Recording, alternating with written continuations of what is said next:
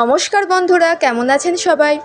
আজকে আবারও একটা হেলদি জলখাবারের রেসিপি নিয়ে চলে এসেছি। সকালের টিফিনে এই রকম হেলদি ঝটপট জলখাবার আপনারা বানিয়ে খেতে পারেন। আর এইটা কিন্তু ভীষণই হেলদি আর তেল ছাড়া একটা রেসিপি। বাড়ির বড়রা বা বাচ্চাদের টিফিনে কিন্তু দেওয়ার জন্য একটা দারুণ রেসিপি। বাচ্চারাও কিন্তু বেশ চেটেপুটে খাবে এই সুজির পরোটা। তাহলে চলুন বন্ধুরা, পুরো রেসিপিটা দেখে নিই। আশা করি আপনাদেরও ভালো লাগবে।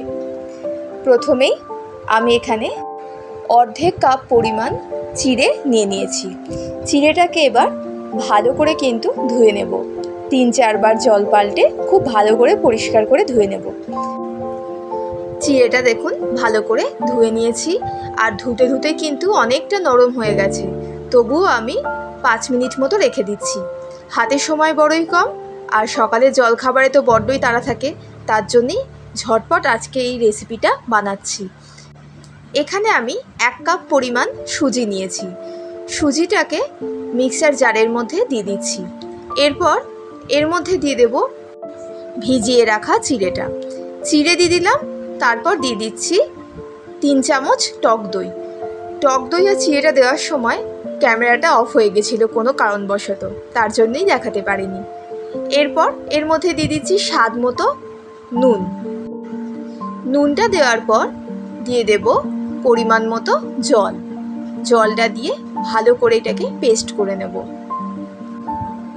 দেখুন পেস্ট হয়ে গেছে, আর মিশ্রণটা কিন্তু এখনও একটু গাঢ় রয়েছে। এইটাকে আর একটুখানি পাতলা করতে হবে। একটা বাটির মধ্যে মিশ্রণটাকে ঢেলে দেব। পরিষ্কার করে মিশ্রণটাকে বাটির মধ্যে ঢেলে নিলাম।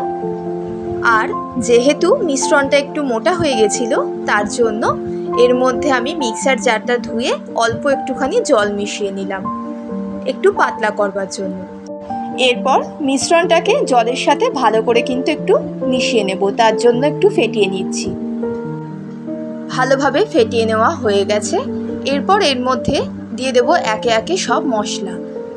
প্রথমেই দিয়ে দিচ্ছি কিছুটা পরিমাণ চিলি ফ্লেক্স। এরপর এর মধ্যে দিয়ে দেব চাট মশলা। আমি এখানে 1/2 চামচ চাট মশলা দিয়েছি। তারপর দিয়ে দিচ্ছি 1 চামচ মতো আমচুর পাউডার।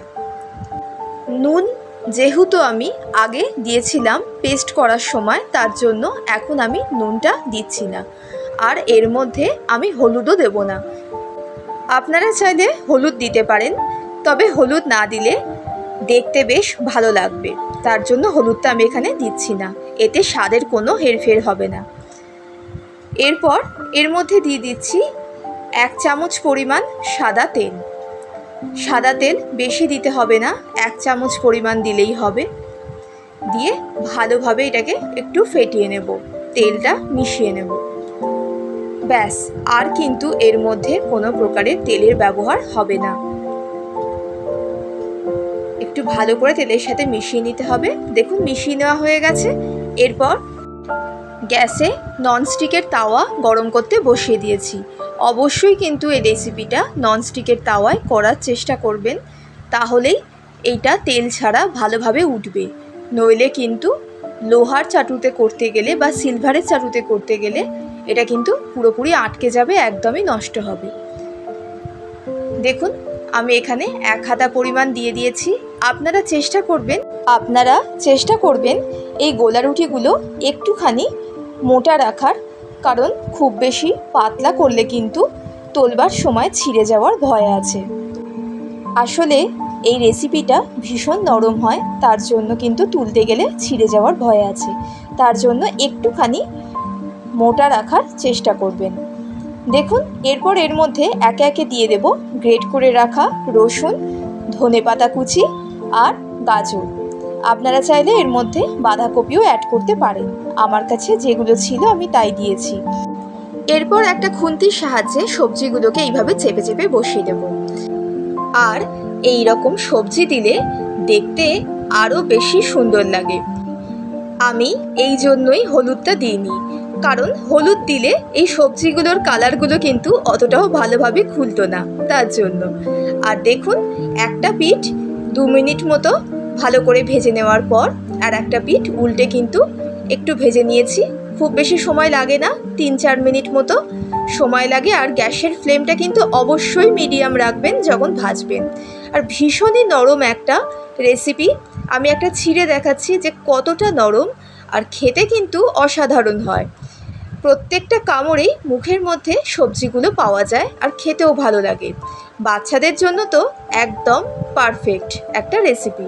তাহলে বন্ধুরা, কেমন লাগলো রেসিপিটা অবশ্যই কিন্তু জানাবেন। এই রকম হেলদি রেসিপি বাড়িতে বানিয়ে খাবেন, আর কেমন হলো কমেন্টে জানাবেন। আর ভালো লাগলে একটা লাইক করে দেবেন। আর একটা ছোট্ট অনুরোধ, যদি রেসিপিটা ভালো লাগে তাহলে নতুন বন্ধুদের কাছে একটা অনুরোধ রইল, চ্যানেলটিকে সাবস্ক্রাইব করে আমার পাশে থাকার। ধন্যবাদ।